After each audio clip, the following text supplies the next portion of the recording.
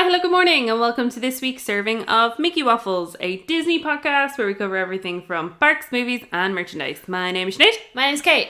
Hi, how's it going? I'm pretty good, Kate. How are you? I'm doing just fine.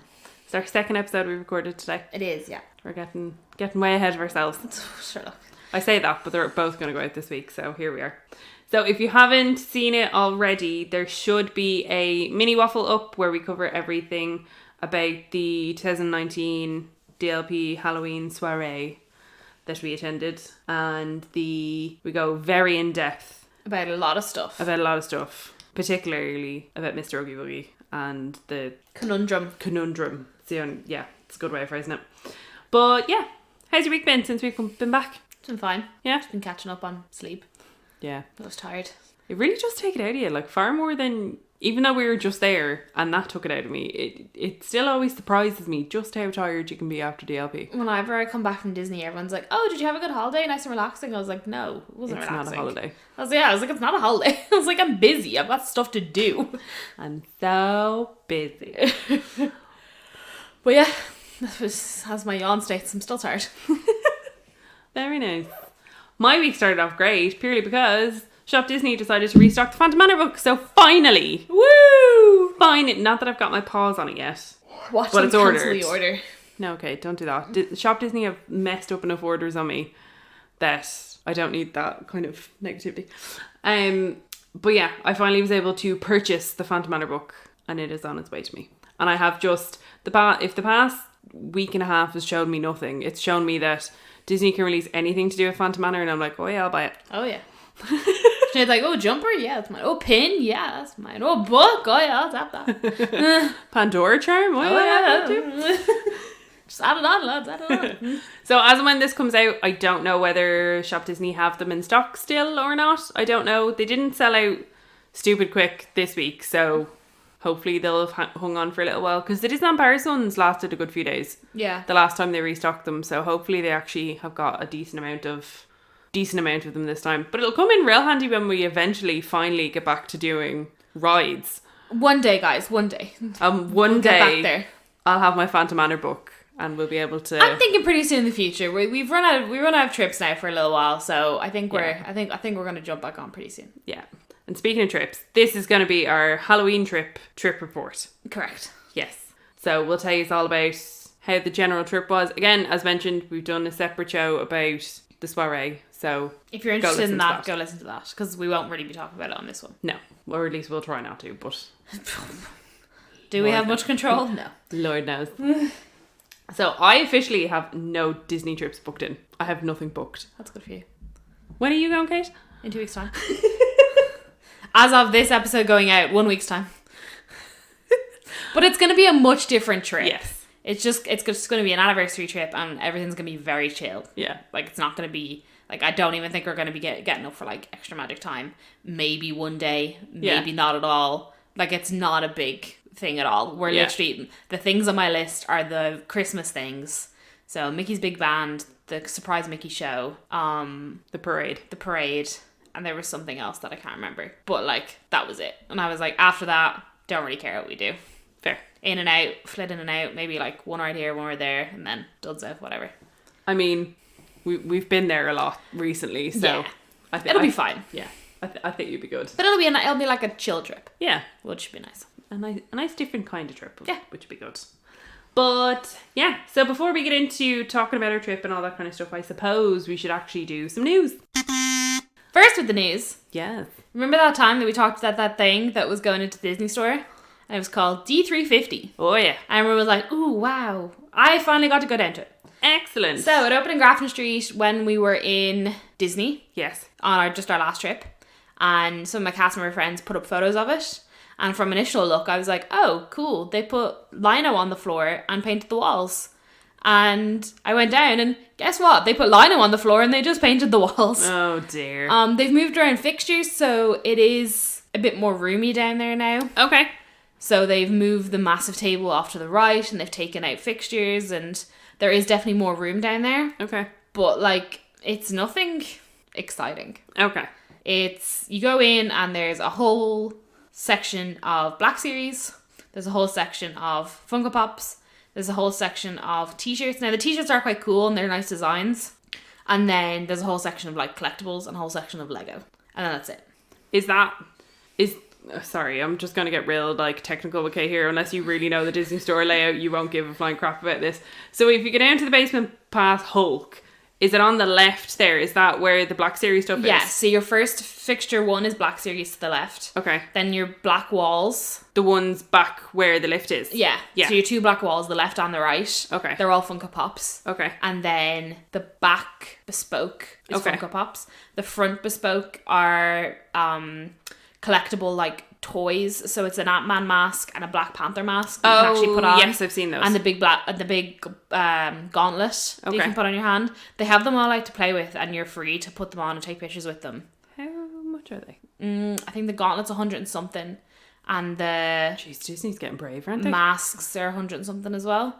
That gauntlet's been there since I worked there. Oh. It's just the first time. They're not selling it anyway. It's just the first time that they've taken it out of the packet to show people.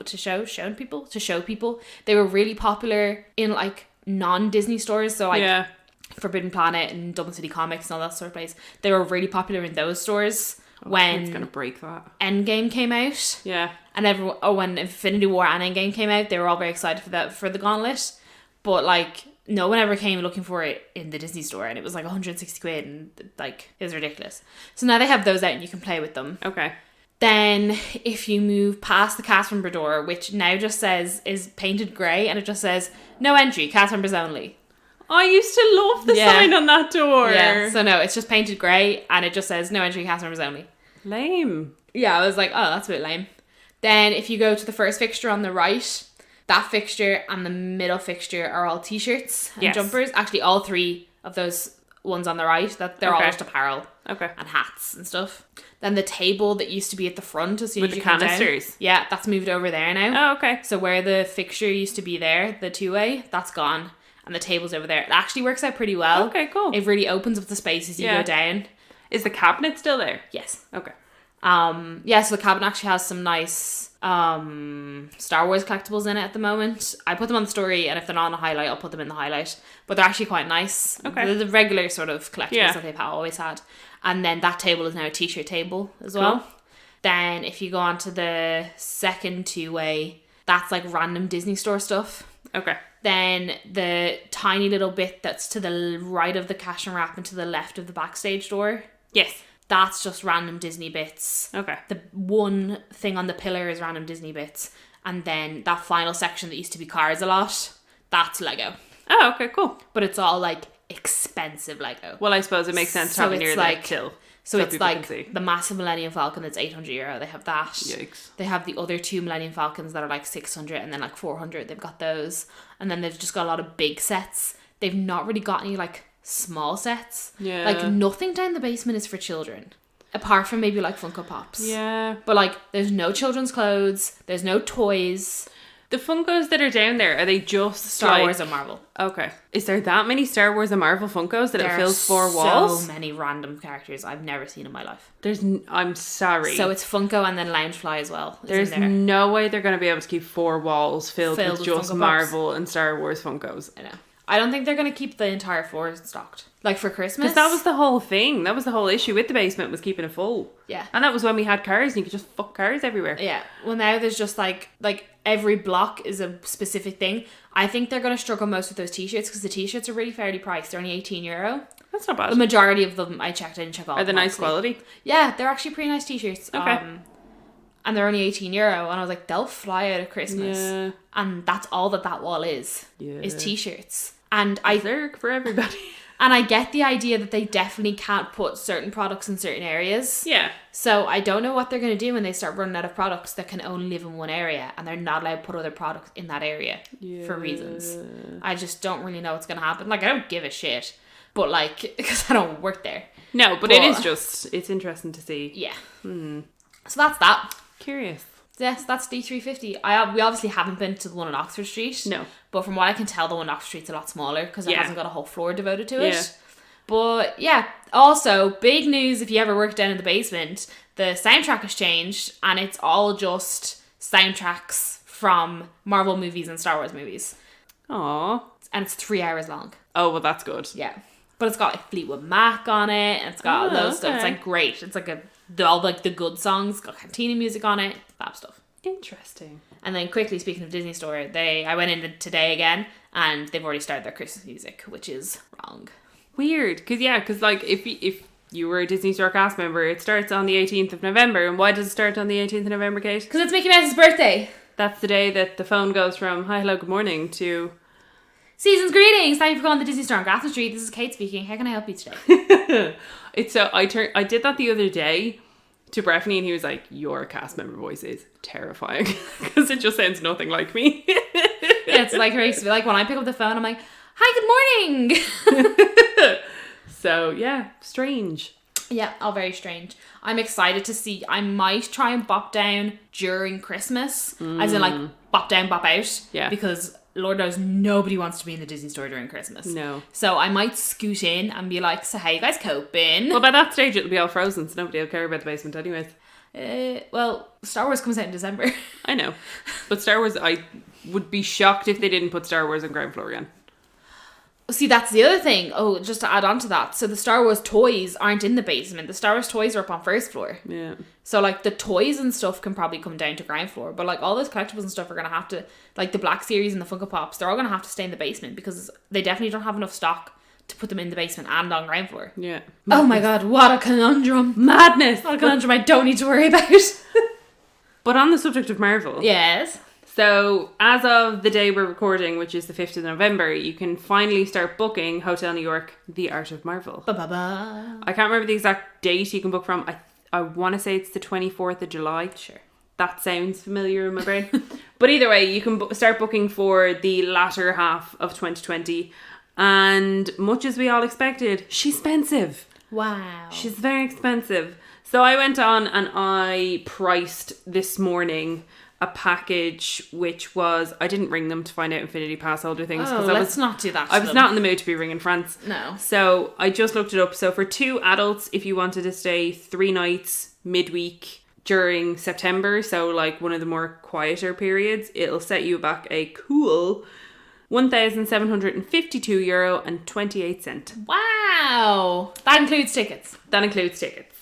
And then if you were a family and you wanted to go at the end of July, start of August, so we priced it for a weekend, so a Friday, Saturday and a Sunday, the last day of July, first couple of days of August. So for 2 adults, 2 children, and it includes a half board meal plan, that'll set you back €2,096.48. Wow. It's expensive. It looks on average that it's anywhere between €200 to €300 more than Newport Bay. Right, yeah. Just to put that into context. But yeah, it is still cheaper than the Disneyland Hotel for those exact same dates that we just said. It'll set you back an extra €250 to stay in the Disneyland Hotel. But as we will get on to shortly, that might not be an option for a little while. But yeah, a lot of people I'm sure are very eager, and I'd say a lot of Disney influencers have booked themselves in for the first night that you can stay. But yeah, interesting. Yeah, I suppose we better just talk about the Disneyland Hotel now while we're talking about hotels. It was, I want to say released, but also just sort of like found out that the Disneyland Hotel isn't going to be taking any more reservations after the 2nd of January 2021. Yeah. No one's confirmed this. It was just something it's just the way noticed. You can just notice it on the website that it's like, Yeah. So, interesting. Yeah, because I think that was planned to be the next hotel that was getting refurbed after Marvel. So, I mean, Sequoia Lodge is going to be a while away. But it's fine. I wonder, is that because they're like, Sequoia Lodge is actually fine. It can just sort of stay as it is. I mean, Pete Werner from the Diz said that he would quite happily stay in Sequoia Lodge. But he fucking hated Newport Bay, so what? He was like, that place was disgusting. We felt so validated. We were like, oh, Pete's got the same opinions as us. That's insane.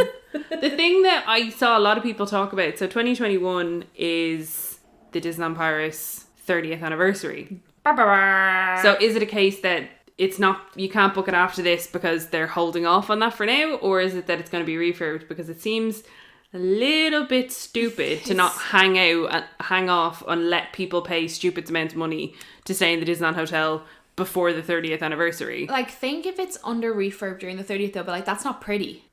Like, in relation to, like, even if they don't do anything to the outside, which they should do if it's being refurbed. Yeah. But even if they don't, like, that means people can't go into the Disneyland Hotel. It means people can't walk around it. Like, it doesn't... There'll be construction stuff, like, around. You'll smell, like, construction going on. Like, it's not a great thing to have in conjunction with the 30th, where you're going to have, like, at least, like, a double influx of, like, guests. That's the thing. So, like, I wonder... Because, as I said, we haven't had anything refurbed. We don't know if it is This definitely is a all refurb. speculation. This is all just what the internet's saying. So... I wonder if it is they're just holding off on the Disneyland Hotel for now, because just like think of the thousands alone that people will pay to get Castle Club. Oh, for the 30th anniversary. For the 30th anniversary, like mental. Yeah, your little zoop down into the park, like come on. Happy days. Stop Use it. your little golden elevator. Why the fuck wouldn't you? So it would be a very stupid decision, I think, for it not to be open during the 30th anniversary. I think that they should But have... it's DLP, so who knows? Yeah, like ideally, like you would want to hold off on all refurbs. You'd want full capacity. You'd want all your hotels open because you'd want to make as much money as possible. Yeah. And like people will stay in like what you view as like the worst hotel. They'll still stay in it if it means they get to come on the 30th. Exactly. So, meh. We're going to have to go back for the 30th. It's a while away. Away. Maybe by that stage we can stay in the Art of Marble Hotel. Maybe. Because that'll be a little bit after it's... Because the prices will go down somewhat. And hopefully we'll be earning more then. Oh, yeah. Anyways, so we had an announcement come out earlier this week which states that the Walt Disney Studios expansion construction is scheduled to start at the end of this year. The permit to develop the land has been granted, revealing a 2022 estimated operational opening for the lake. The lake's going to take 6 months to fill. 6 months! Think how much water that is. What is it? 32,000 meters cubed? Yeah. That's crazy. That is so much water. It's ridiculous. There's also seemingly there's no plans for there to be a guest boat. Like, so guests won't be able to get a boat across the lake. That's fine. That just means the boat's going to be in Fantasmic, and Fantasmic is going to come to Heck Disney yeah. Studios too. The permit also lists a few fun details, as stated on Twitter. A cleanup boat will patrol the lake after every show. So firework debris, you say? Yeah, I hope... Fantasmic! I hope we get Fantasmic. Oh, bring me Fantasmic. I've never seen Fantasmic. Give it to me. Oh, Fantasmic's so great. Bring it to Paris. So, I wonder when we'll... I mean, if the lake is going to be operational from 2022, do we think they'll start Fantasmic in 2022, or will they wait for the lands? Oh... So only the lake's finished in 2022? Mm-hmm. I don't think they're going to open the whole thing until everything's done. Do you think they'll just open the lake but nothing else? I wouldn't put it past them. I think it all depends on how it's done. Yeah. Like if they can safely like have people view the lake. Oh yeah. And not be like in the middle of construction, because even Disneyland Paris has its like limits. Yeah. Then sure, maybe. I mean, I'd quite happily watch Fantasmic even if there were just construction walls around the rest of the lake. Yeah. But so, feck it. Sure, we'll see. Anyways, we'll find out in 2022. I mean, yeah, we'll still be looking at DLP in 2022. Hey. Then continuing on with DLP, the Christmas decorations have started to go up. They have. The train station was empty for a day. Now, I have to say, I think that DLP are really starting to get it, because before you would have seen DLP taking literally like a week to take down Halloween decorations, and then like waiting another week, and then slowly putting up Christmas decorations. But they've done this turnaround in like 2 days. Yeah. Now, I know not all the Christmas decorations are up. No. But they're definitely, I think they're really starting to understand how this works. Yeah. Because they're like, oh, we need to like actually be on it. So yeah, I'm very intrigued. So the Christmas tree's gone up. There's still borders around it, so it's not like all out there yet, but it's pretty. Yeah. And there's like candy canes everywhere. And there is still hints of Halloween here and there, but Christmas has truly arrived, ladies and gentlemen. And then speaking of other cold things, they're in the Studio 2 in Walt Disney Studios. They have put in the Frozen 2 preview. Yes. So the Maleficent one's now gone. They've popped in Frozen 2. A lot of people were like, oh my god, just another preview. But I'm like, what more do you want in there? I was like... Also, they themed the thing. Yeah, like it's really cute. Like they're really trying. Like the sides are all like Frozen themed, and it makes it look like you're in like a little log cabin. And I'm like, what else can you want them? Like clearly they're not pumping any money into studios. Other than Avengers Campus and stuff at the minute. Yeah, but like at the moment it's like, look, we're clearly trying stuff. There's no point in setting up like a whole new show for this. Like we'll just keep it as previews. There is going to be a show in there. Yeah, exactly. During Christmas, but like, what would you rather? Like, would you rather have something open that you can go and watch if you want to? Yeah. Or would you rather it just be left vacant and there not be an additional thing? Like, people have little to be worried about. They do. So yeah, they're the two like Christmassy things that have started in DLP. If you want to go see the Frozen thing, there are, no, I don't know the times off the top of my head, but there are times in both French and English. Oh, yes. But I assume that's up outside, so if you are going to be there. It's on the big board. Yeah, if you're going to be there, check it out. We've had some new artwork for the annual pass event, which is happening on the 12th of December. It says Disneyland Paris Celebrations, a voyage back in time. And do you know what? The actual like look of it is adorable. Oh yeah, it's real, like, it's really cute. Steampunky. They love their steampunk in Disneyland Paris. The thing I really enjoy is that, so you've got the castle and it's all kind of steampunk and stuff, and then coming out of the left of the castle you've got butterflies for Swing into Spring. Yeah. Then you have kind of like leaves and stuff like that for the Jungle Book season. You've got bats for Halloween, and then you have snow for Christmas. And I think it's just really, really freaking cute. I don't know if this is selling so well because they're really like hammering home that they want people to book this. I think it's a good idea in principle, but I think that it's probably the wrong thing to aim at annual pass holders because of all the people that will have already seen all 4 of these seasons. Yeah, it's annual pass holders because they're like, yeah, I'll go one day during Easter, and I'll go one day during Halloween because they live down the road or they live and just an hour's train journey away. Like, I think it's a very interesting concept and I like the idea, but I don't know if it's like the best thing to aim at annual pass holders. Yeah. I'm intrigued to see what it looks like. So it's for Magic Plus and Infinity Pass holders. You can bring up to 2 people with you. €45 per person, starts at 8:30 and finishes at 1:30. So as I said, I'm really intrigued to see what this looks like. And I hope they do more things like this, but I guess we'll see. Indeed. And then our final-ish piece of news is we're moving over stateside. Oh yeah. Because we haven't really done that at all. No. There's not been much stateside. It's been very DLP. Guys, very DLP, who knew? So, we're just going to give a quick little look at the merchandise for Mickey's Very Merry Christmas Party, which was released today, actually, Tuesday. So, to start with, one of the most exciting things, obviously, is there's a brand new Spirit jersey for the Mickey's Very Merry Christmas Party. It's pretty damn cute, I think. Sinead's not the biggest fan, but I love it. But mostly probably because, like, it's my aesthetic. It's loud, it's colourful, and it's just mental. There's too many little bits on the back of it. It's got a bauble, and it's got a Christmas, and it's got a bauble, and it's got gingerbread, and it's got a Christmas tree, and it's got candy canes, it's got a mitten. It's so cute. Do you know why I think I don't like it? Because like the Sanderson sister one that we have has a lot of bits on the back of it, but the writing is still massive. I think the writing is too small on it. I think it's because it's Mickey's Very Merry Christmas Party. Yeah. Like I wish it was spread more across the shoulders. I think it's a problem. I think it's quite a big title to try and fit into one thing. Oh, big time. And then the front, so the top half is white and the bottom half is red. And then the front has like 3 fake like buttons going down the middle, almost like a snowman. And then it's got Mickey Mouse on the front of it. It says, I think it says Magic Kingdom, which doesn't make any sense. Why? Would it just say Magic Kingdom 2019? I actually think it does. I think that's what it says. Yeah. I think our Sanderson sister ones say. Oh, does it? Magic Kingdom 2019. Yes. And then there's also like this really nice red Christmas. What am I going? What? Red Christmas. There's this really nice red t-shirt where Mickey's hanging baubles on the Christmas tree. Lovely. And then there's also a very nice raglan, which is grey down the middle and it's got red arms, which is awfully nice.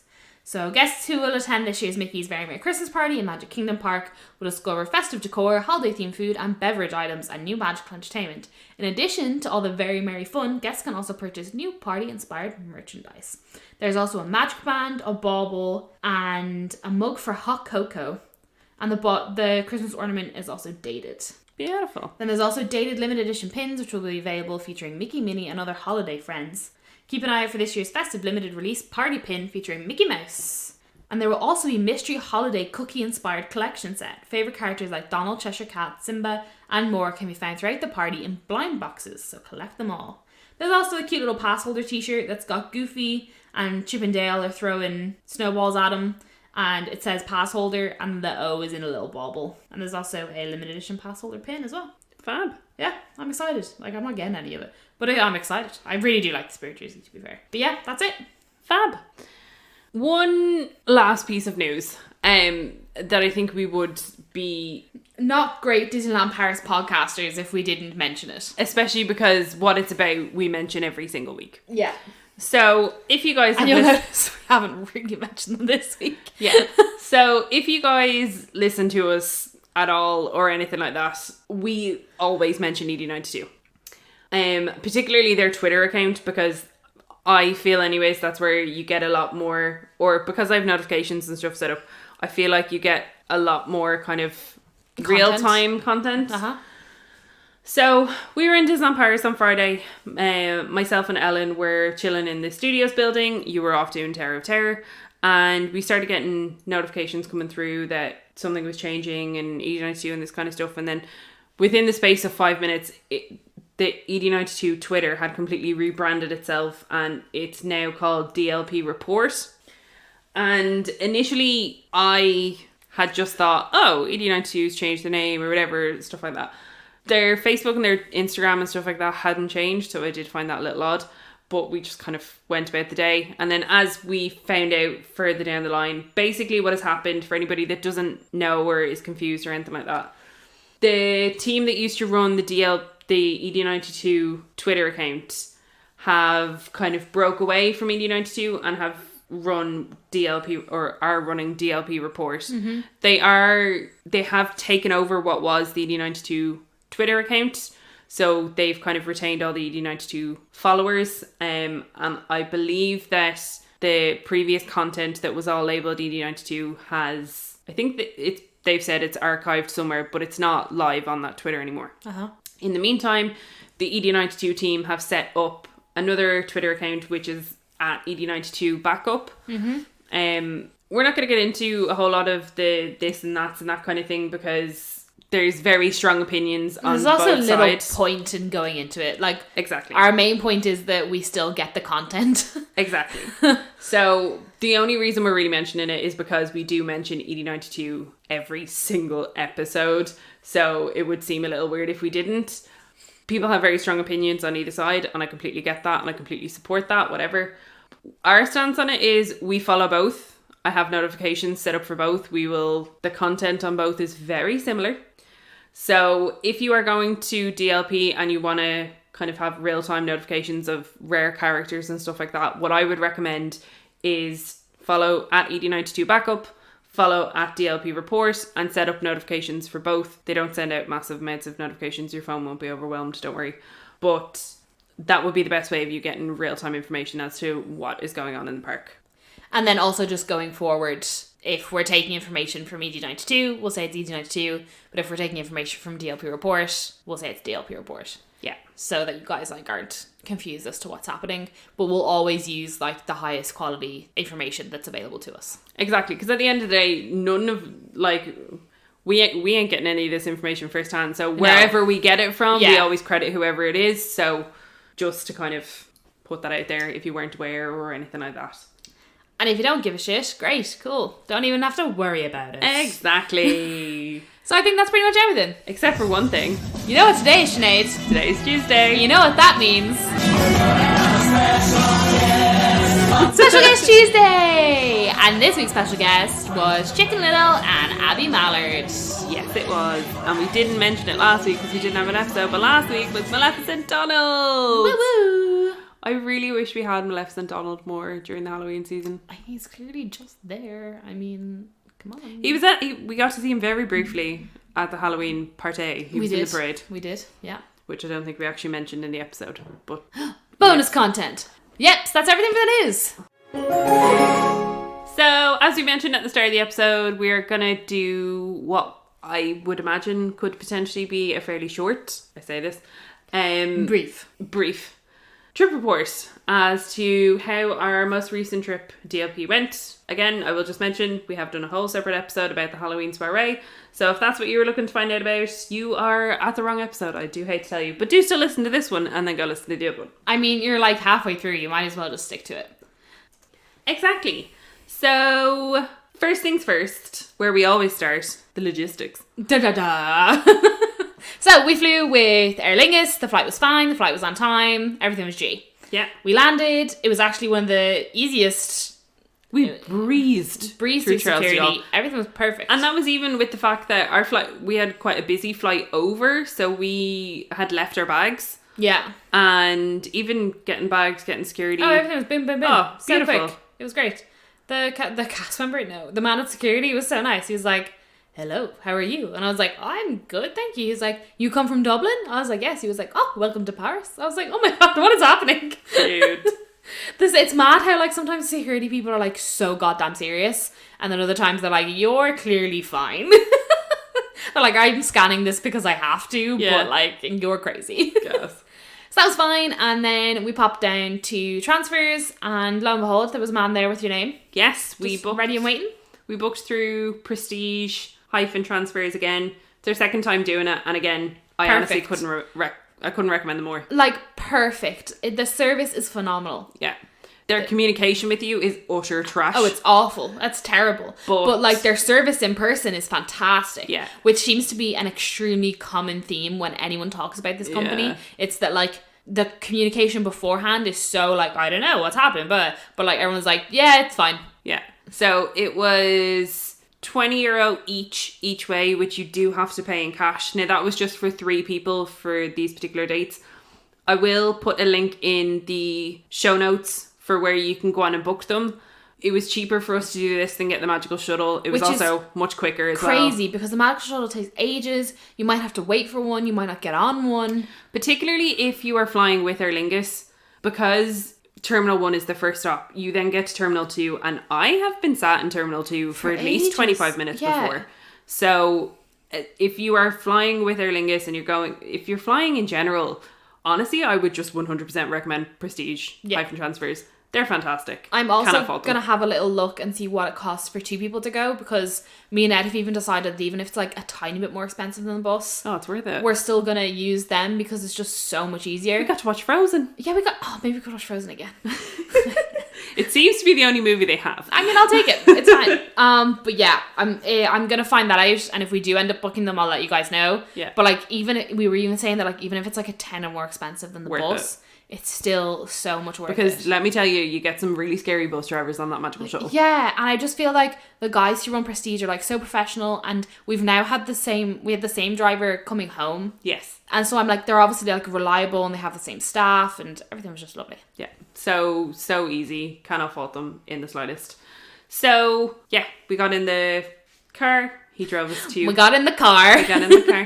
And he drove us to Hotel Santa Fe. Which was surprisingly nice, I have to say. Yes. Now, it does have its issues with being a rethemed hotel that wasn't fully rethemed, but like, that's just a common DLP issue. Yes. So we got to Santa Fe around... What time did we get there? Like, 10:30, 11-ish? Yeah, I couldn't pinpoint it, but like 10:30, 11-ish, yeah. We walked in, and when me and Breffney stayed in Santa Fe last year, it was pretty busy when we got there. I think we probably waited 45 minutes, if not an hour, to check in. It was nothing compared to the queue that we encountered. If you go into Santa Fe, the like queue to check in like snakes back and forth a good few times. So you can fit a good amount of people in there. The queue was back further than the Starbucks. It went all the way down to like the bathrooms. Like, the queue was obscene. So we kind of stood in it for like about 5 seconds, and we were kind of along the lines of, we can either wait in this horrific queue and check in, or we can chuck our bags into baggage and feck off to the park. Because like, we both had our annual passes, and then my sister Ellen was getting the friends and family ticket. So we were going to buy that there anyway. It's not like we needed to queue to wait for our tickets. Yes. Now, I understand for a lot of people, they do have to. Absolutely. Because they have to get their tickets from when you check in, because it's all on the one card. Yeah. Which I see how that could have been annoying for a lot of people. Absolutely. But luckily, as we did have like... Yeah, if you're an annual pass holder, leave your bags and check in later. Absolutely. Because it was just... I literally... We stood in there for like 5 seconds, and I was like, I actually can't do this. No. I was like, this is going to take ages. Yeah, and we were knackered, so like, we knew that we weren't going to be in the parks terrifically late. Yeah, I was like, we could come back like at 6. I was like, it'll be fine. Which we did. And there was 5 people ahead of us. Not even. I think there was like 2 families. I just think they were quite large families. So, and it took us like 5 seconds to check in. She was like, here's your pass. She was like, ba-da-da, ba-da-da, ba-da-da. And she was like, there you go. We were like, fantastic. Then we were at one of the rooms to the back. Yeah, we were in building 46, just for context. I think in fairness, when I booked it, he was like, would you like a room closer to reception? Would you like a room closer to the walkway? And I said, I'd prefer a room closer to the walkway. Now, we weren't extremely close to like the end of the walkway, but we were close enough. Like, it was better than being one of the buildings up beside the reception anyway. Absolutely. So we were back there and we were up one flight of stairs. Yeah. And it was fine. The room was really clean. Yeah. I have to say, like, these are getting into like the stupid things of like staying in a hotel, but like the water pressure in the shower was really good. It was. And it was really hot. Yeah. Like, there was no issues with like water temperature or anything like that. Like, the shower was really good. And every day, so they had like the refillable squeegee thing on the wall for shampoo, but like every day they also gave us a mini bottle of shampoo and conditioner, which were cars themed. And I was like, this is adorable. They've started doing that, which I think is really cute. Now, if the only reason we use them is, as if any of you listen have a full fringe like myself, I have a tendency, if the rest of my hair doesn't need a wash, I'll just wash my fringe. So I think it was because I had used the most measly amount of shampoo out of the bottle that I think just gave me a new one. Yeah. So, but it is cute that they've started theming those to match the resorts. Yeah, it's a bit special. It's a bit something. But then the room itself was actually, it was pretty cute. Like, it's very small, but like all DLP hotel rooms are small if you're not in the Disneyland Hotel. Yeah. It was really clean. I really think the colours in the room were still really vibrant. Yeah. Like, nothing looked run down or damp or like dark. Yeah, and I like the touch of like the light looks like a traffic cone, as does the mirror, stuff like that. And there was a big picture of Mater sleeping on the wall, which I thought was really cute. And the beds were so comfortable. The beds were quite comfy, weren't they? Yeah, that was good. I enjoyed that. The only thing that I kind of missed from staying in Santa Fe and staying in Sequoia Lodge was, in Sequoia Lodge, the way the bathrooms are set up is you have like a sink area, which is where you have like your hanging space and stuff like that. And then you have a separate room, which is your shower and your bathroom and your shower and your toilet. I quite like that because I like having somewhere that I can kind of like sit with decent lighting and get ready. And I didn't really have that in Santa Fe. And that is purely just a high maintenance thing on my behalf. And I'm fully aware of that. But it's a very important thing for some people, like especially in like couples such as yourself, where like someone likes a lot of time to get ready and stuff. Yeah. That they don't want to be taking up the bathroom. Yeah, because it meant that when me and Brett were getting ready, so I would obviously get up before him, but it meant that I didn't have to turn on the whole room lights to be able to get ready. Yeah, that was something that when you got ready, you had to turn on at least half of the room. Yeah. Which didn't really bother me, like I still stayed asleep. But like... You're used to it by now. But like, if we had been staying in Sequoia Lodge, like you could have kept the room dark because I wouldn't have had to get up as early as you. Yeah. And then you could have just like bopped into the bathroom. But you know, that's what you get. Like, Santa Fe was much, much, much cheaper than Sequoia Lodge for this certain time of year. So like, it's very minute things. When you're saving like that much money, you can get over it. Yeah, exactly. And I know the lovely Mary, or Belle Snow Arwin98, I think I'm saying that right. She messaged asking about Santa Fe because I think she's actually staying there during the Christmas period in December. Delightful. Santa Fe is perfect. Like, it is totally fine. The rooms are really well themed. It doesn't smell. No? Well, do you remember in Cheyenne it smelled? Cheyenne really smelled like Brasso. But like really strongly of Brasso. Santa Fe like didn't have any weird smell in it. One thing I do have to say though is that you obviously wouldn't encounter this issue because if you had mobility issues, you wouldn't be put in a room upstairs anyway. Yeah. But because the rooms are upstairs, the housekeeping trolley permanently stays in the hallway. Oh, yes. Because it can't go up and down stairs, obviously. So they obviously just bring things up to it to refill it. Mm. So just to keep in mind, like, it didn't really hinder us in any way. No. But like, if you're one of those people that's like, oh my God, I can't believe that stays in the hall, then maybe that might be an issue. But like, if that's so, then maybe request a room on the bottom, like a bottom floor. Yeah. Because we walked past blocks where there was no housekeeping trolley in the halls. Yeah. So if that is, I don't know, if you've just got a thing about things, maybe request a ground floor rather than any other floor room. Yeah. Because they're really weirdly designed blocks. There's chairs now. There's stairs everywhere.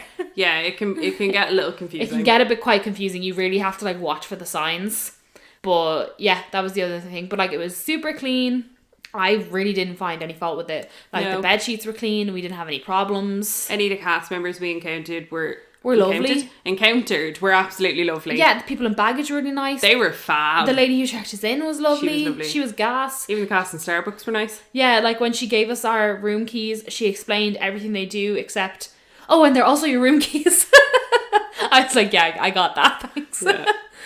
So yeah, also walking to the parks, it takes maybe an additional 5 minutes. Yeah, that was really it. Now we were closer to the pathway, but even at that, an extra like 3 minutes on top of that again. I'd say it really wasn't that big of a deal, and that's even with the second pathway being closed. Yeah, I'd say 10-15 minutes, depending on how fast you walk. Yeah. To get you to, say, the gates at the Disneyland Hotel. Yeah. But it's really not too bad. We did also utilise the buses. Yeah, and I actually haven't used the buses since like my very first trip with my family. They've definitely revamped them recently, because me and Breffney used the buses a couple times, and like the seats and stuff seem totally different. Oh really? Yeah.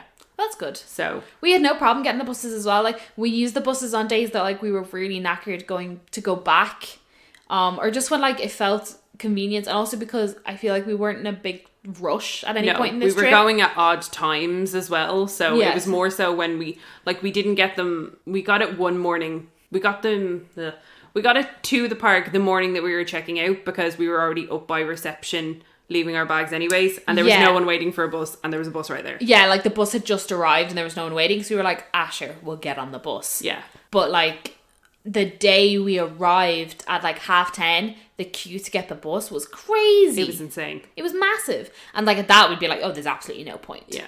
But so it's kind of up to you. If your feet are up to it, walk. Because it's actually really quite nice to walk. You walk through Sequoia Lodge. It's quite nice. The It's kind quite of foresty. area around you walk past like the lakey bit. It's lovely. The river. I don't know. Whatever that is. Plus it means that one thing to bear in mind is, particularly if you're going at a busy time, if you walk, you go through the resort security up by Santa Fe and I would say Newport Bay, but they can go around the other way now. You go through security there. If you get the bus, you go through the security at the train station, and the queues for that the first day we got there were crazy. Yeah, like we didn't go through security there that day. We went through the hotel security. But if you were coming in, I think if you're coming in the morning, it's fine. Because that morning that we got the bus, we bopped right in. It was fine. They had all security tents open. It was grand. Yes. But if you're deciding that you really don't want to go to the park for extra magic time, and you want to go in around 10 or 11, just walk. We'd highly suggest just walking.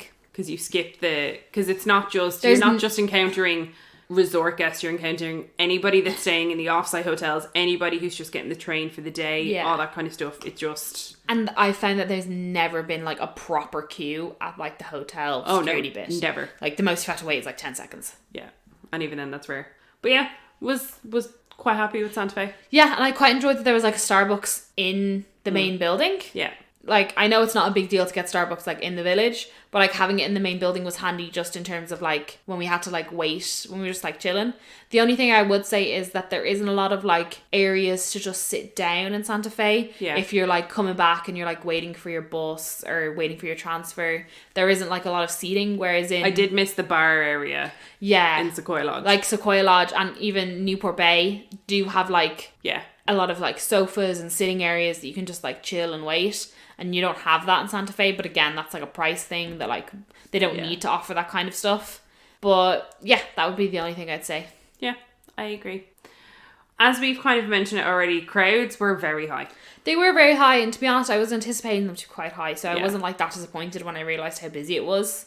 And plus, we were just very lucky the last time we were there. It was so quiet. Yeah, but I feel like we tend to try and go on complete off-peaks. Oh, yeah. But because we couldn't, like, avoid this with Halloween, like, to go on Halloween, we had to go to peak time. Like, there's no getting around it.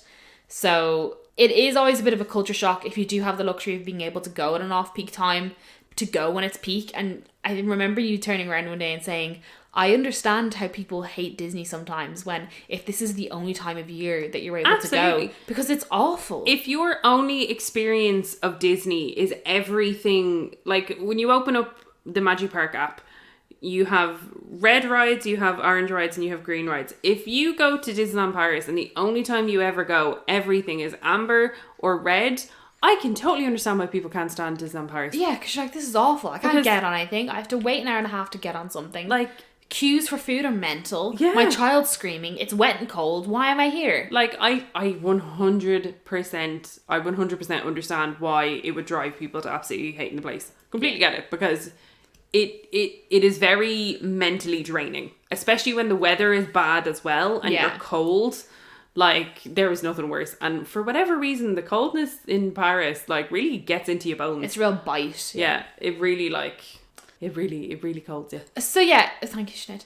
So yeah, it was quite busy when we went. Yes. And I know that we'd only been there like a month before, and I knew that I was coming 2 weeks after. Yeah. So I really didn't mind what we got done. No, me neither. So, and Ellen was also pretty chill to just like sort of roll with it, which really helps when it's busy. Again, like, we can give tips and tricks, but they only kind of work if your idea is to like not get everything done. Because when it's busy, it's really hard to get a lot of things done. Yeah. But I think like one of our main massive tips is if you're staying on site, you 100% have to utilize extra magic time.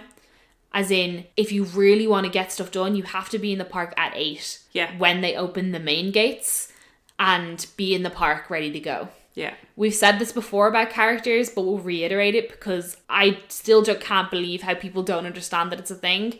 But if you have characters that are going to be out for extra magic time, you can go to their queue spot and you can queue before they come out. Yeah. So you can go over and queue. Like, they won't be out till 8:30. But if you're queuing from 8:10, you've only wasted 20 minutes queuing for that character. Yeah. When nothing else is open anyway. Exactly. You can't go on rides. You can't do anything until then. So just use your 20 minutes. That's what we did on Halloween. So we got in, and it was mental getting in that day because the Phantom Manor key had been released, and there was a lot of crazy collectors. It was like a zombie apocalypse. It was like the Hunger Games. It was so scary. I was like, people are mental. Yeah. So what we ended up doing was, because we needed to get Ellen the Friends and Family ticket on your annual pass, I went straight into the park because I was like, may as well go in and see what it's like. Got into the park. Everyone was running to the entrance to Frontierland. Everybody. And I was just like sauntering down Main Street, got to the Stitch photo spot. The photo pass photographer was already there. He was getting set up. There was nobody. There was absolutely nobody, to the point that I felt daft getting in the queue. Right, yeah. So I kind of held off until you text to say that you were on the way in, and then I jumped into the queue. And even then, I was probably standing there for at least 5 minutes before anybody else joined the queue. Wow. Because everyone was kind of looking at me like, what is this strange girl doing? Yeah. Which is the thing. Like, you have to kind of just be prepared to be like, yes, you'll be the first one in line. But people will start realising, they'll be like, oh, like, people will start putting two and two together where they're like, oh, the photopass photographer is there. Oh, it's nearly 8:30. Oh, I get it. Yeah. So if you're prepared to like look a tiny bit silly from like other people's point of view, do it. Like, it's because it saves you so much time. Yeah. Because we had done meeting Stitch at 8:32. Yeah. And then we boomed, and then we could boom onto something else. Yeah, we went straight on to, I think, Big Thunder after that. Happy days. Oh yeah, that was the thing, because that day worked in our advantage because by the time, so you couldn't dip down the far left entrance to Frontierland before 8:30. But then as soon as it got to 8:30, they opened that. And so everyone was like congested up at the main entrance to Frontierland. So we just bopped in down the side. Sure, wasn't Frontierland empty? There was honestly not a soul. There was no one there. To the point that I was able to get a picture beside the two little pumpkins that are outside Thunder Mesa Mercantile. Not a soul in the background. Yeah, we walked in. We were like, are we allowed to be here? But like, cast members looked at us and cast members didn't do a thing. We got walked through the queue of Big Thunder. That was so exciting. I've never had that happen before. Yeah, we were on the second train. Yeah, it was great. So good. So good. So yeah, honestly, if you want to be able to get stuff done, when it's busy, I get that a lot of people don't want to get up early because they're on holiday, stuff like that. If you want to be able to get stuff done, if you want to be able to make the most of the time that you do have, the park is always going to be quieter first thing in the morning. Always. Yeah. Because your main thing is that you don't have people who aren't staying in the resorts can't get in. Like, obviously, if you have an infinity pass, you can get in. Yeah. But, like, that's not that many people. So, like, you're really limited to the physical, like, quantity of people that can actually get in. Yeah, exactly. I know people, like you said, don't like to get up early in the morning. But realistically, especially if you've got children, if you get up early in the morning when kids are buzzing anyway, get them up, get them in for 8 o'clock, get through as much stuff as you can until you see it starts to get busy, and then just start to slow down. Yeah. Like, when everything else gets busy, if you slow down, you'll find it works a lot better. If it gets to a stage, especially if you've got kids, bring them back to the hotel. Yeah. have a chill. Because if you want to do extra magic time and fireworks in the same day, you need to have a break in the middle. Yeah. Which is fine, because you pick your peak time of the day, which is like from like maybe 1 up until 4ish. Take a chill, come back into the park, chill around, like get a snack, sit for the parade. The parade comes by, and then you just take it easy. Yeah. The park will somewhat quieten down during the evening, not loads, but enough that you'll be like, yeah, I can go on that ride now, or yeah, I'll wait 25 minutes for that one. So that's a really strong point of advice I think we have, is that when things start to get busy, don't panic. It's really important that you like just step back and just review everything. Like you don't always have to stay in the park for your entire trip. Yeah, exactly. And one thing that we kind of made a point of, because and it's something that you see a lot of people kind of post online, like, everything's so busy, I'm just walking from pillar to post, I don't know what to do, stuff like that. Like, we were like that on the first day. Everything was just so busy that we were like, what the heck do we even do? So we were kind of like, either we can walk around waiting for wait times to magically go down, or we can try and make as much use of fast passes as we can, which we did. Yeah. And we can just bite the bullet and just queue for something. So we did end up waiting, what was it, a 45-minute wait for Pirates of the Caribbean? It said 45 minutes, but I think it was half an hour. Yeah. I don't think it was 45 minutes. Because, you want to try and look at the queues, and if you do know, or if you can think of what the queues are like. So, like, Pirates of the Caribbean is quite a fast-moving queue, because you can fit such a high quantity of people in the boat. Yeah. Then you've got Buzz Lightyear's and Phantom Manor, which are consistent loaders for the most part, so their queues are also going to be quite quick moving. Yeah. And if you're in a queue that is moving constantly, you're not going to feel it as much. Yeah, especially with the likes of Pirates and Phantom, because their actual queues themselves are really long and massive. Like, I don't think we were stopped for very long at all at Pirates. No, and you don't really feel it then. Yeah, and also they don't have fast pass, so you're not. Yeah, it's just you're not kind of. Because I noticed it when we went on Peter Pan on the Friday, like, if I was in that standby queue, I would be so pissed off, because because there's only 2 boats. Yeah, for every load, there's only 2 boats, yeah. It was 1 fast pass and the standby queue, but there was a lot of times where it was 2 boats from the fast pass and 1, like, it didn't seem like the mix was terribly fair. Yeah, like for the fast pass for Peter Pan, we really didn't wait that long at all. Like, if I was in that standby queue, I would be pulling my hair out. Like, and again, I can understand why people get frustrated. When we got in so ideally, I know it's more of an Americanized thing to think about it, but like the fast pass queue should half the normal wait time. Yes. And when we got in the fast pass queue, the wait time for Peter Pan's flight was 80 minutes. And we waited max 10. 10? Like, 10. Yeah. Like, and I was like, this was way faster. Yeah. Because there are certain rides that it probably only does half it. Like, for instance, Space Mountain. I think it does only kind of half it. Yeah. Which is fair. Star Tours, they tend to be pretty fair with who they pull and that kind of thing. But yeah, I mean, you can wander around and you can wallow at the fact that everything's a high wait, or you can just pick a ride and just wait in the queue. What I would suggest, bring a power bank with you and download Heads Up. Yeah. Heads Up can get you through many things. Have stuff to do. Also, again, obviously we don't have small children, but we observe a lot in the park because it's just what we do. Like, when we're in the park, we just like to look at other people and like observe what they're doing because it's fun to people watch. And there was a family in the queue for Pirates, and they had 2 little boys. I'd say they were maybe like 6. And they were an Irish family, and they were like, yeah, we've run out of bribes and sweets, so like the iPads have come out. But the main thing was that the kids were like happy. Yeah. The kids were fine. They were trundling along. They were watching, I think they were like watching Paw Patrol or something on their iPads. They had their headphones on. Happy days. You take them off when you got onto the ride, and then they don't need them again until there's like a long period of time where they have to wait. Yeah. Like, also, like, kids are on holiday. Like, it's really not a massive deal. No. Like, the main thing is that, like, if your kids are unhappy, it's not fun for you, and it's not fun for people around you. It's not fun for the kids. It's not fun for anybody. Yeah. So just have your good management style coming in. Exactly. And then I suppose one last thing to kind of cover crowds and stuff like that is, if it is busy, particularly in the next couple of months, because there's so many restaurants that DLP are just closing for refurbs, eat at off-peak times. Oh, yeah, absolutely. Cannot recommend it enough. We very much ate at weird times, to the point that when we were in Vapiano's before the Halloween party, there was so little people that at one stage there was nobody queuing for any food.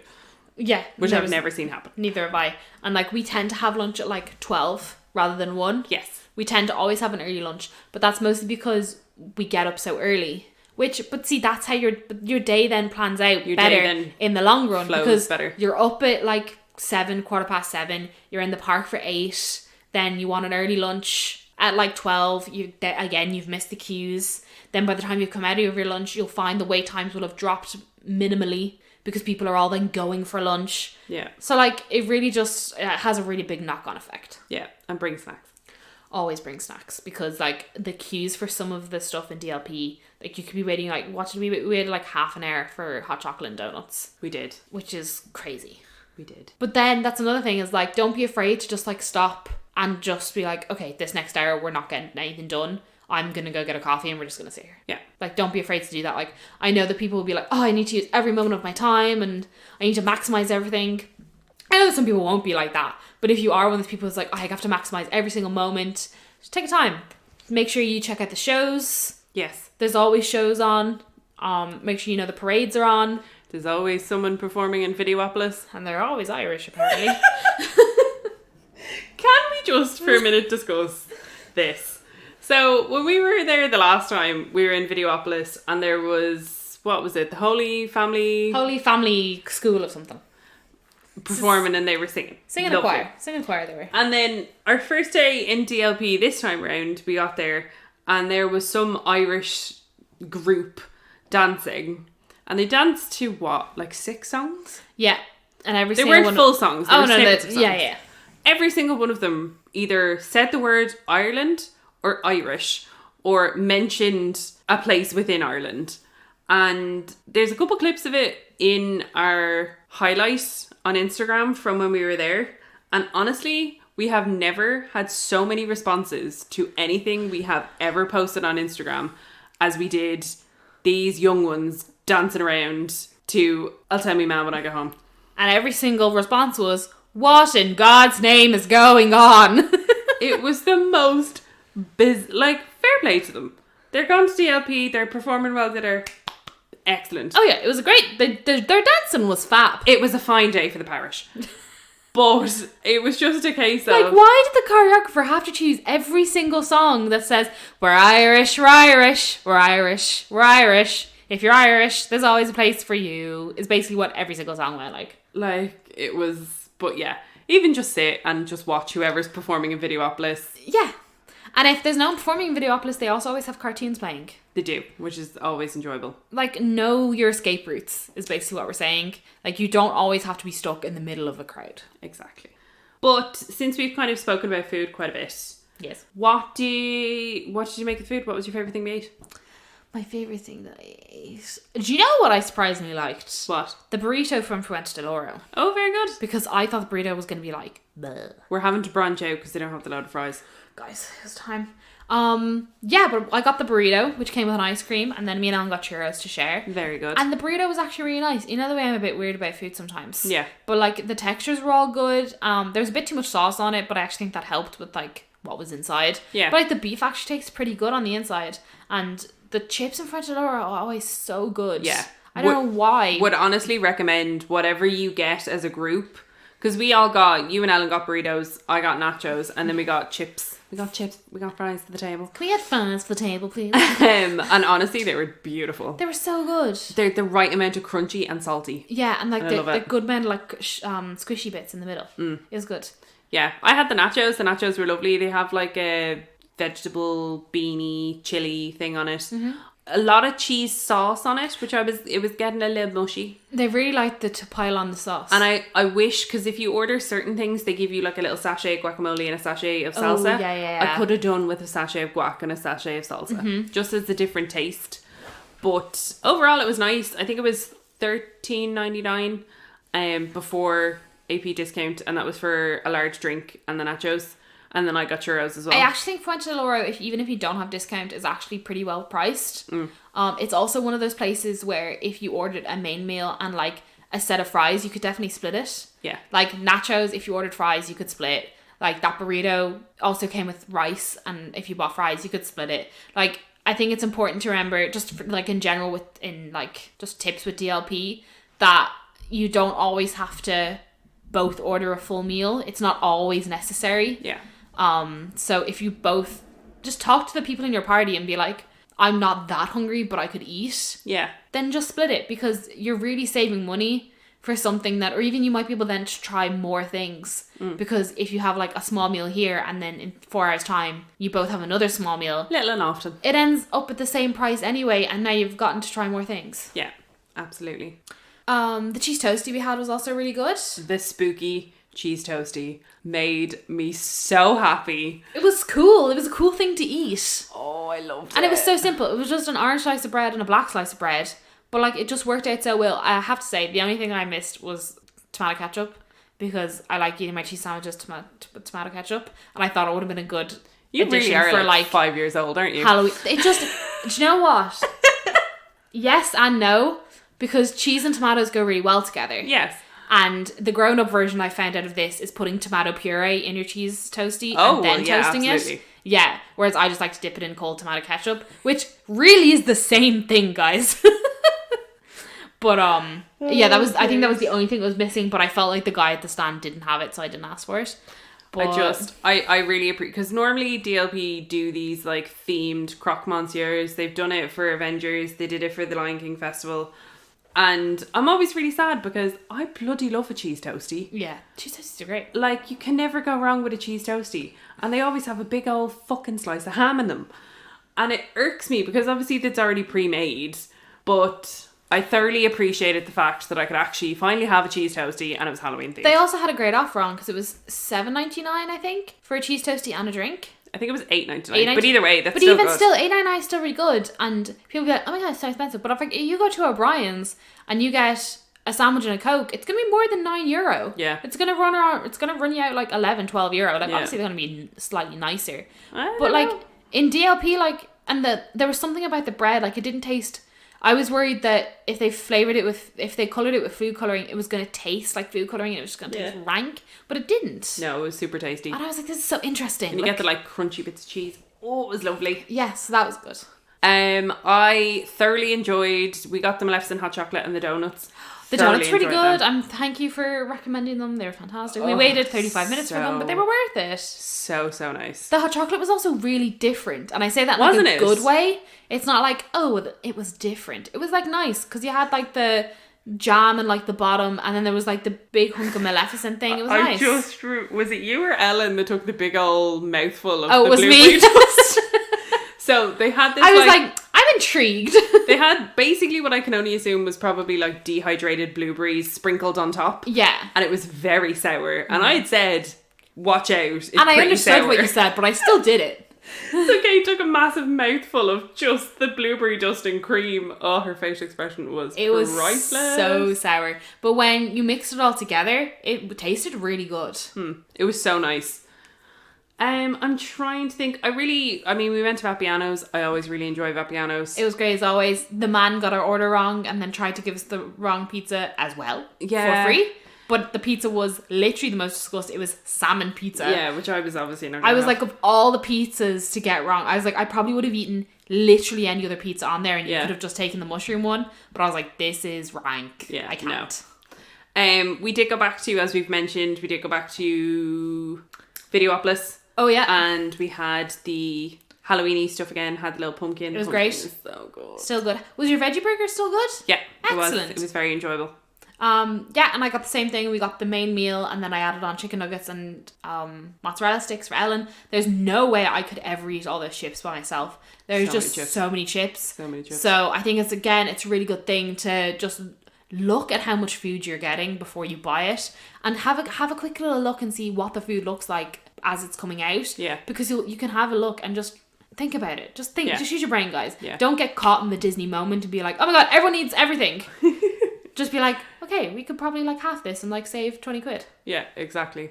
We also we went into the marketplace or market house or whatever it's called on Main Street. I've never been in there. I've been in there once. Me and Breffney went in there and got muffins and coffees one morning, and it was extortionately expensive for muffins and coffee. But anyways, we went in there because I'd seen everybody posting about this little, like, it looked like a donut. It was like a Mickey shaped donut thing, as from what I could see. Yeah.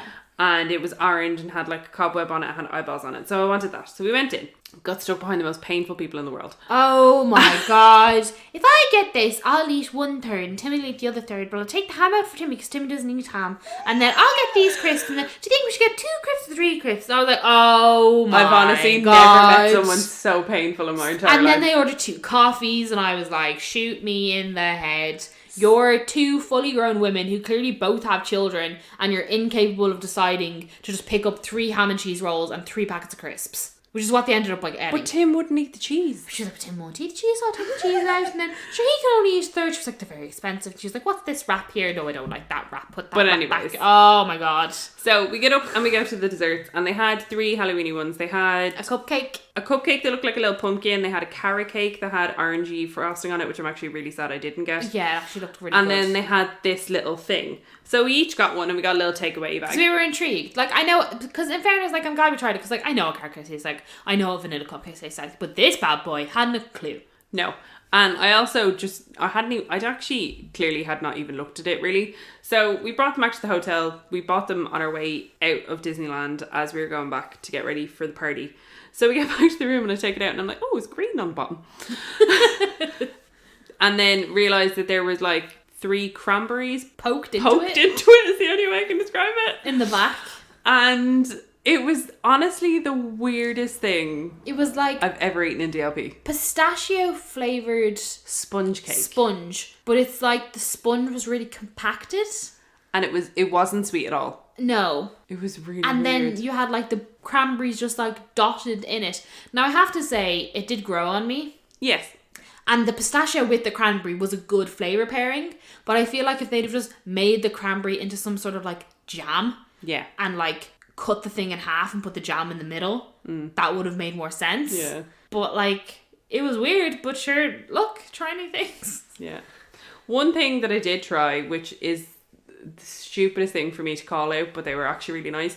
The first night we didn't have dinner, but we got snacks in Santa Fe, and I bought a bag of Kit Kat white chocolate balls. Oh yeah, they're great. They have them all. They always have them in DLP now, and I'm like, what are these guys? They're so nice. They're like real crunchy. They don't taste like Kit Kats. Not even in the slightest. But they were very, and you get a bloody load of them. Yeah, there was loads. I was like, give me some of those.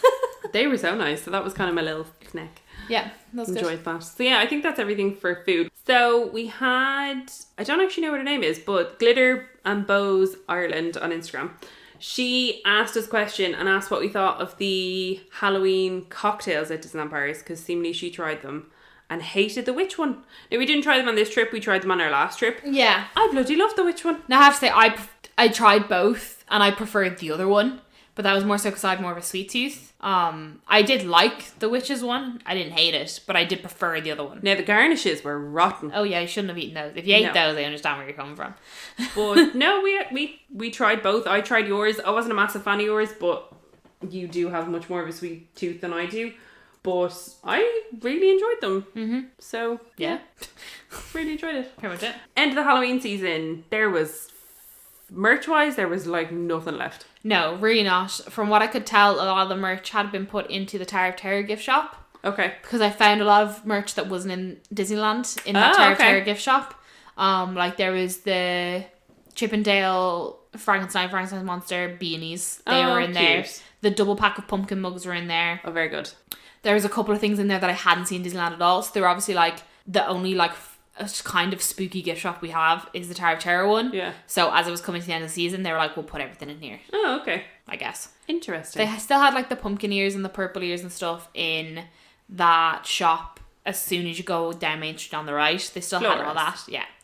Oh, excuse me. And they had a bunch of like the villainous costumes and stuff there as well. Yes. But like there was a lot of stuff that was there on our other trip that wasn't there this trip. Yeah. I do feel like they have a problem with like good stuff maintaining the entire period. Yeah. Like if we hadn't have gone on our last trip, like the Halloween mug, like the one for the season, was actually sold out when we went for our Halloween trip, so we didn't actually get it. But if we hadn't have been earlier on in the We season, wouldn't have been able to get anything. we wouldn't have been able to get it at all. Yeah, because I'm trying to think, like, they had none of the trick-or-treat buckets, which I got. Oh yeah, They had none of the trick-or-treat keychains. And the Halloweeny Winnie the Pooh pins that I got, they didn't have any of those. Yeah, they did mercifully still have the Are You Brave Enough pins. So Oh yeah. you got the Tower of Terror one, I got the Ursula They were one. released the day after we left. Yeah. So they still had loads of those. Yeah, So they were was- everywhere. I We was found those in a good few places. Very happy. They were also pretty cheap as well. They were only £7. Yeah, Which which I'm was happy about. not I think bad. it's because they're not actually the most expensive ones to make. They're just like flat They're pins. very big though. Yeah, but they're just like flat. They Yeah. don't need like a lot of raised engravings on them or anything. Yeah. But yeah, I do think it's a problem that DLP have just in relation to merch is that they need to understand like quality and quantity. Like they clearly have a lot of like costumes left over that they aren't gonna sell.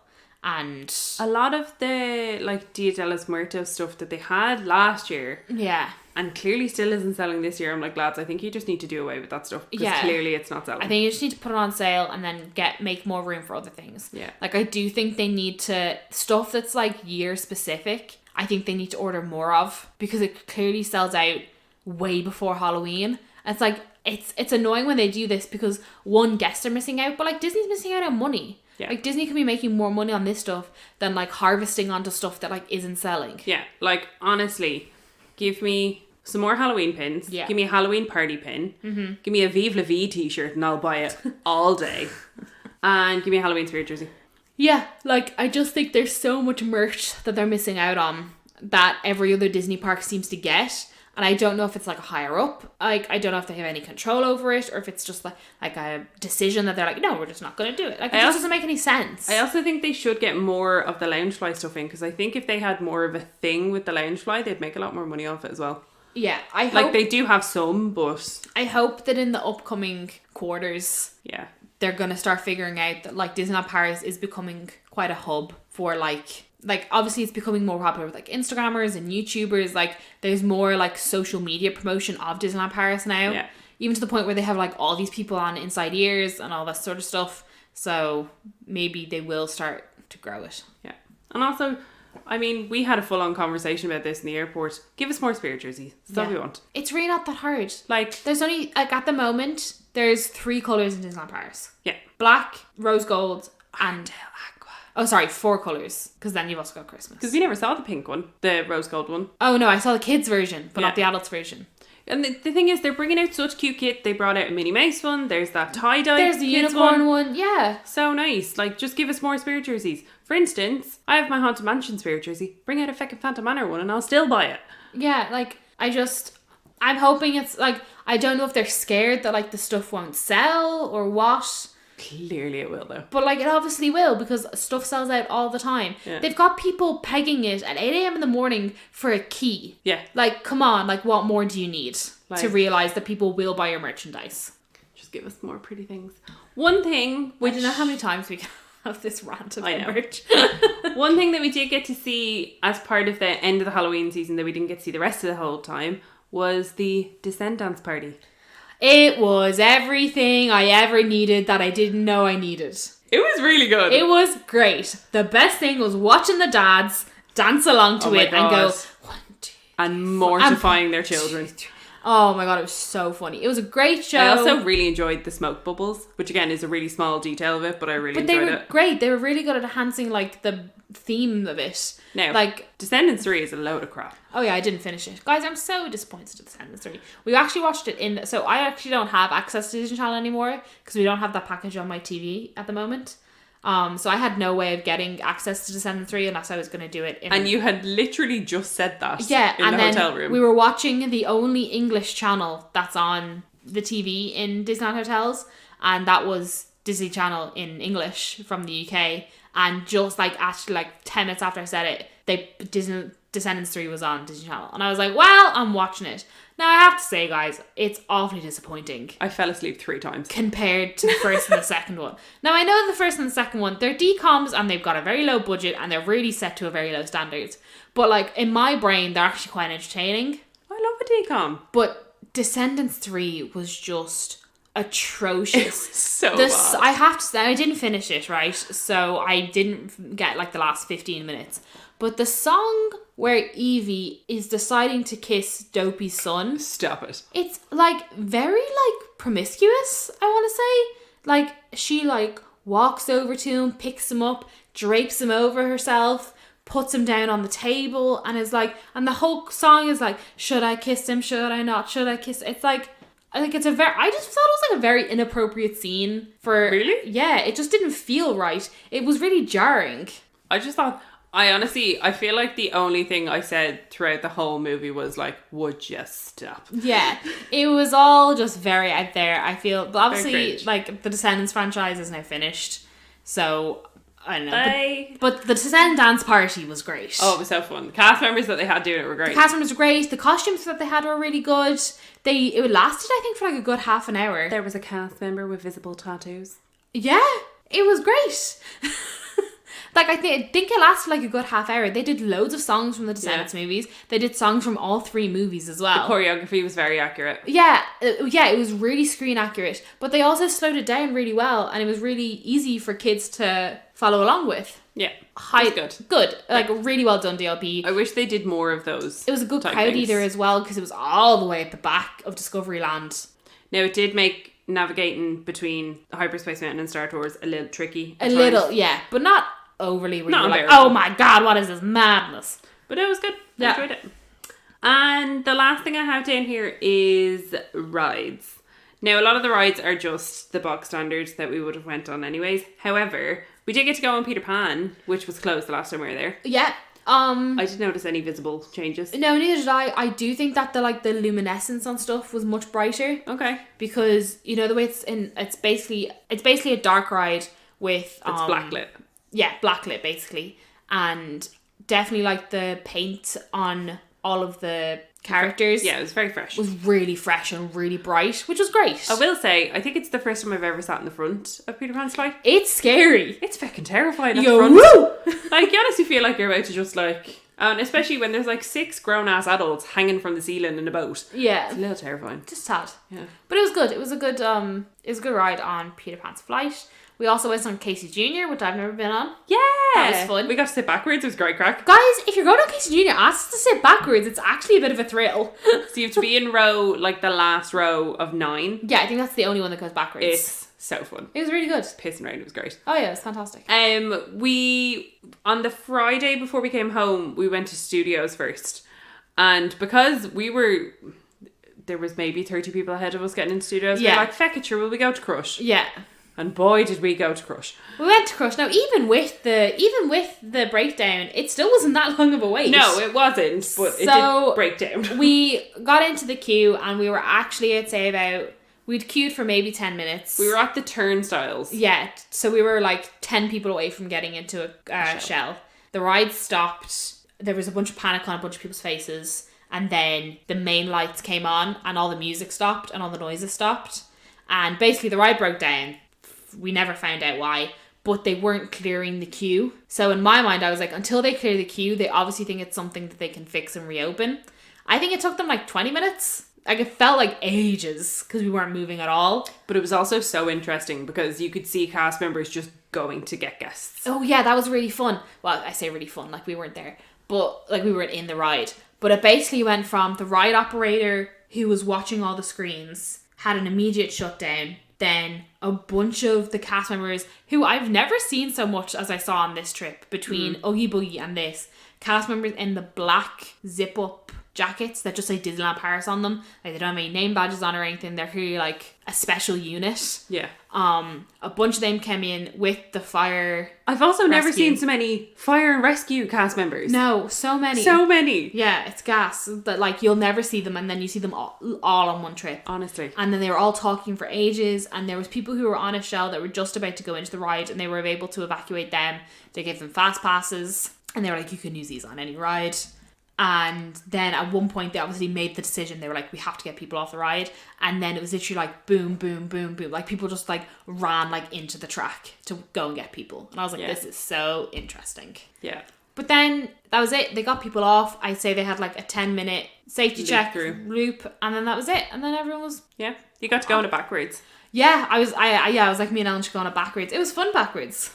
It's intense. Yeah, but it's a good ride. Now, I will say what I said to Sinead is that it's weird because the very front bit is quite themed, but then when you actually get into it, because I actually had my eyes open this time. I usually actually have my eyes closed on Crush because it's so like whippy, but like the in-house building of Crush's coaster is awful. And it's funny because the episode that we'll be releasing in a few weeks with Nathan and Kiva, that's exactly what they said, because they really enjoyed the theming of the queue and all that kind of stuff. And when you first go through it, because it kind of has like some dark ride elements to it. Yeah, it does, yeah. And then it just, all the theming's gone. It's just a building with like an inside coaster. Yeah. But like the lights aren't dark enough. So there's just No, you can see everything. There's just like pallets of crap everywhere. Yeah. And there's like random bits of netting and stuff. And I'm like, oh, this is weird. Like it needs to be darker with better lighting, or they need to theme the actual coaster a bit more. Yeah. But it's a bit of a letdown when you actually realise what's going on. Yeah. I think then the only other kind of ride thing we wanted to mention was that we went on Cars. Yes! What is the full name of Cars? Is it Cars Royale? I feel like there's Quattro in there somewhere. Is it Quattro Royale? Cars Quattro Rally. Huh? Cars Quattro Rally. Okay, cool. I think it means Cars 4 Road Rally. Maybe. I think that's what it means in English. I could be wrong. Either way, that was down for quite an extensive refurb. The queue looks lovely. Yeah, the queue's very bright, it's very clean, it's very nice. There's a lot of photo ops, I have to say. There is. If you're like prepared to like let loads of people run past you, because apparently, God forbid, you stood there for 2 seconds to take a photo. But anyway, yeah, and then we got on the ride. Now, it was 3 adults, and it was a bit hit and miss whether she would let us all in the same car or not. Because she was like, "Are you all adults?" And I was like, "She's 16." So my sister's 17. Which was a lie. But I was like, "She's 16. She was like, "Oh, well then you can all go in one car." But like, if we just said Ellen was 18, that meant we had to split, even though she hadn't changed height or weight. Imagine having to go in one of those cars by yourself. And you're not a child, like. So anyway, we all got into one car. And the safety belts are so long. They're so much better. You don't have to ask for an extender anymore. But like they're huge now. And I'm like, oh wow, look, it fits an adult. Yeah. So because I went on it once beforehand and they had to give me the extender thing, and which is stupid, but I was mortified. Yeah. And I get that, like, if you are anyone that has any form of hips or anything like that, it would not fit you. Like any hips. We're not talking about like anything, just like any hips. Like Breffney didn't need to, but Breffney's a beanpole. But I was mortified, and it kind of completely put me off wanting to go on cars. Yeah. So even when we were in the queue, I mean, you could tell I was like, hopefully it'll actually fit us. Yeah. But no, it's totally fine. So if you had been put off... I think it's because I saw so many adults getting in the back where there was loads of them. Like there was 2 fully grown adults and there was no issues, and I couldn't see anyone holding them. Yeah. And I was like, I think we're going to be fine. Yeah. So if you had been put off going on cars because of the seatbelt situation, you're all G. It's been completely rectified. Yes. The thing is, like, I actually pulled it all the way out to see how long it was. It's massive. Yeah. Like it went out of the like actual car thing. Yeah. It's like it's huge. So there's loads of room. You're all G. I just gave the mic a thumbs up. Nobody could see it. I saw it. But yeah, I think that's everything for the trip. Yeah, our flight was delayed today coming home, but there was nothing really we could do about that. Yeah. But the transfer back home with Prestige was beautiful. Perfect. It was grand. Watched Frozen again. Yeah. It was fine. Question. Da-na-na-na-na-na-na. Are you feeling a bit Disney fatigued? Slightly. I do think those 2 trips were, as you said, were a bit too close. But I am excited to go back again in 2 weeks. I think because it's Christmas. Yeah. And it's going to be different. And it'll just be me and Ed, so that'll be different again as well. So I'm not worried about going in 2 weeks because I know I'll still have a good time. Yeah. But I do think that going so close in the same season is probably a bit too much. Yeah. But like it's fine because we couldn't get around it because we knew we wanted, like, we had the sick people trip booked before we ever thought about going for Halloween. So yeah, I'm not annoyed that we did it, and I'm not sad we did it. But by the end of the last day, I was kind of like, oh, I'd quite like to go home now, like in the middle of the day. Like I felt like we did need to stay till the end of the day. But it's fine. It's like you live and learn with stuff like this. Like I agree. If we are going to go so often ever again, we definitely don't need to get the earliest flight over and the latest flight back. No. But it's fine. Like, you just learn. I will just say, Yeah. it was very nice getting to see Vive la Vie another couple of times before we left, because In honestly, the leaves. no, Kate, no, but it was equally amazing getting to see our little Scalabase. But no, I honestly, like, that Vive la Vie song, it just, like, it gets into Your bones. my bones. Yeah. Like, I love it so much. It puts such a smile on my face. Like, We were like, let's ask the parade again. it's such a bop. Even like, there were times that we seem to constantly run into the parade. Yeah, we seem to always want to cross the Completely hub when unintentionally. the parade's on. We're like, oh, we'll just cut across the hub, and we get to the hub and we're like, wait, never mind. But I mean, just meant we got to have a bop along to the song, which is just Yeah, it gets it's really so, it's stuck so in your great. head. Ellen was singing it by the end of the trip. She was. Yeah, I think it's impossible not to. it really gets to you. Yeah, it's good. So that's everything for this week, for this episode, guys. Next week's episode is a big surprise To everyone. to everyone, because we don't know what we're going to talk about. Yeah. But sure, look, when it happens, we'll find something good to talk about. Yeah. I don't think we're going to jump straight back into the ride thing yet on, like, the lands, because we have something else planned for the week after. But we'll find something fun to talk about. And who knows, with Disney, something might pop up in between now and then. Exactly. That'll keep us occupied. Exactly. So thanks very much for listening, guys. As always, feel free to check us out on Instagram at MickeyWafflesPod.